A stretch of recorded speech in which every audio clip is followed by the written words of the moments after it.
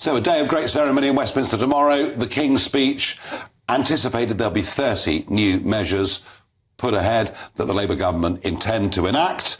Whether they do all of them remains to be seen. But, you know, it'll be housing, it'll be votes for 16s, it'll be all sorts of things like that. But as I said before the break, there's a sort of mood of backslapping and self-congratulation in Westminster. And yet, despite the fact we have significant numbers of postal votes, making it easier for people to vote, a turnout of 59.9%, back to recent historic lows. A Labour Party that got almost exactly a third of the vote and 2/3 of the seats. A Reform Party that gets 14% of the vote and less than 1% of the seats. And a Green Party, again, grossly underrepresented. I wonder, is the low turnout a result that people knew what the result was already? Or is the low turnout a result of our voting system making people feel that, frankly, their vote doesn't make any difference? And what about the rise of sectarian voting along religious lines? An awful lot to unpack here. Matthew, this is not 97. This is not Tony Blair in Downing Street with huge cheering crowds of the public.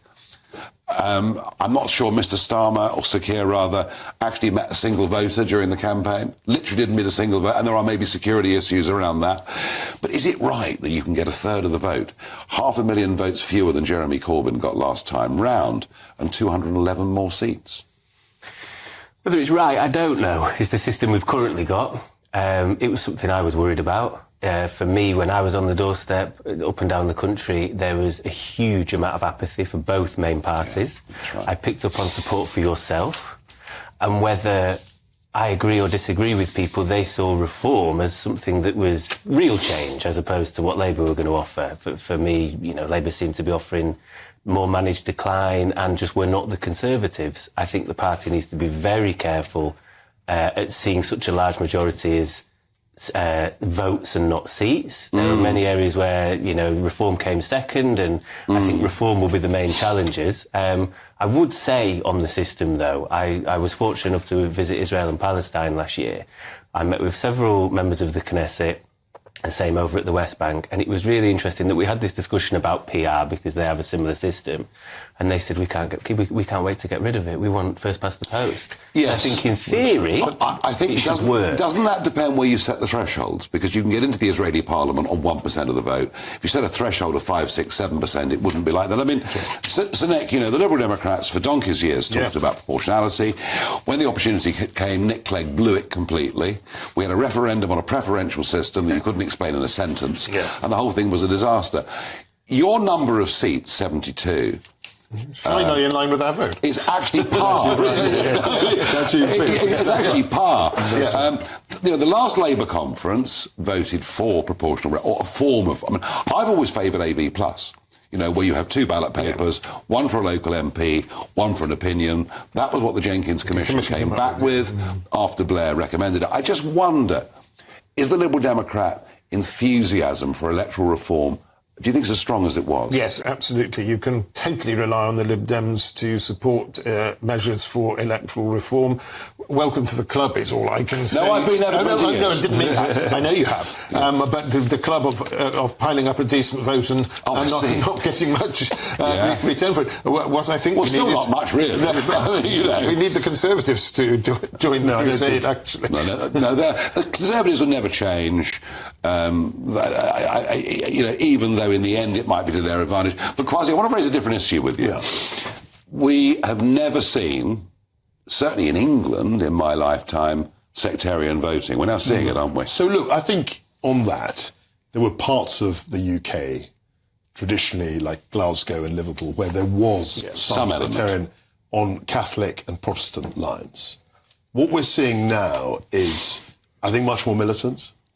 And also, it congregates around issues. So clearly Gaza is a huge deal. And there were voters who voted for the independents whose sole motivation to vote for those parties was on the Gaza issue. Yeah, but hang on a second. It isn't just the issue. This is a religious vote. Yeah, it's it's a Muslim vote. Let's call it what it is. Okay, but it's centred around an issue. I mean, we did have sectarian. I was just making a technical point. We had sectarian voting, which was around religion broadly, whereas this is about specific political issues, geopolitical issues, which relate to Islam or religion. So that's the point I'm making. It's like there is a religious element, but it's filtered through very active and pretty aggressive political stances. I mean, Wes Streeting just crept back in his constituency. And by the way, 3/4 of the Muslim population in Britain don't pose us any difficulty or problems at all. But there's a growing number of young men, particularly, that do. It's the 18 to 24-year-olds that worry me, with the growth of extremist views. This is going to be a nightmare for the Labour Party in 2029. I think there's a lot of recovery that's got to happen. I think lots of Muslims used to vote Labour. They don't see that anymore. I don't know if that was before Gaza, actually, I would say. I think that's probably heightened tensions. I have been concerned to see, like you, when we have done events, at mosques or other similar places, the elders get it.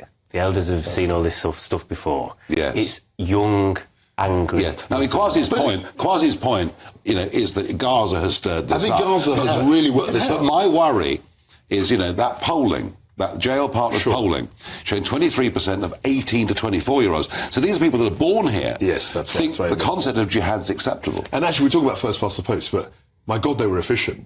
I mean, that was an efficient vote.